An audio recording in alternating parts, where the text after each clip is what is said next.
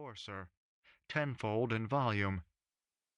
This sound cut into the night in the gulch, and Vic Gregg started and glanced around, for echoes made the sound stand at his side. Then he looked up and saw two eagles fighting in the light of the morning. He knew what it meant, the beginning of the mating season, and these two battling for a prize. They darted away. They flashed together with reaching talons and gaping beaks, and dropped in a tumult of wings, then soared and clashed once more, until one of them folded his wings and dropped bullet-like out of the morning into the night. Close over Gregg's head, the wings flirted out, 10 feet from tip to tip, beat down with a great washing sound, and the bird shot across the valley in a level flight. The conqueror screamed a long insult down the hollow. For a while he balanced, craning his bald head as if he sought applause, then, without visible movement of his wings, sailed away over the peaks. A feather fluttered slowly down past Vic Gregg. He looked down to it, and rubbed the ache out of the back of his neck. All about him, the fresh morning was falling.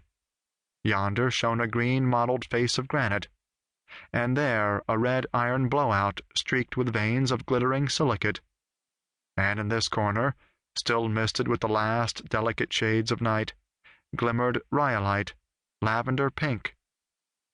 The single jack dropped from the hand of Gregg, and his frown relaxed. When he stretched his arms, the cramps of labor unkinked and let the warm blood flow swiftly, and in the pleasure of it he closed his eyes and drew a luxurious breath. He stepped from the door with his head high and his heart lighter, and when his hobnailed shoe clinked on the fallen hammer, he kicked it spinning from his path. That act brought a smile into his eyes, and he sauntered to the edge of the little plateau and looked down into the wide chasm of the Asper Valley. Blue shadows washed across it, though morning shone around Gregg on the height, and his glance dropped in a 2,000-foot plunge to a single yellow eye that winked through the darkness, a light in the trapper's cabin.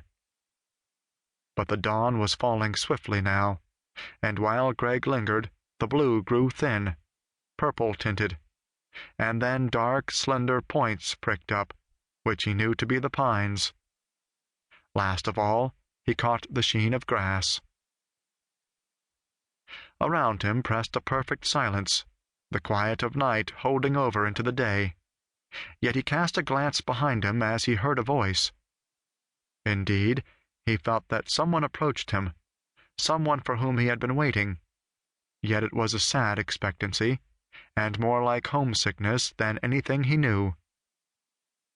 "Ah, hell," said Vic Gregg. "It's spring." A deep-throated echo boomed back at him, and the sound went down the gulch, 3 times repeated. "Spring," repeated Gregg more softly, as if he feared to rouse that echo. "Damned if it ain't." He shrugged his shoulders and turned resolutely towards the lean-to, picking up the discarded hammer on the way. By instinct he caught it at exactly the right balance for his strength and arm, and the handle, polished by his grip, played with an oiled, frictionless movement against the calluses of his palm. From the many hours of drilling, fingers crooked, he could only straighten them by a painful effort. A bad hand for cards, he decided gloomily, and still frowning over this, he reached the door. There he paused in instant repugnance, for the place was strange to him.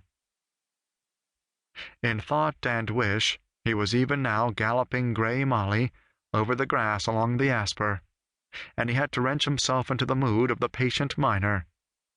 There lay his blankets, rumpled, brown with dirt, and he shivered at sight of them. The night had been cold.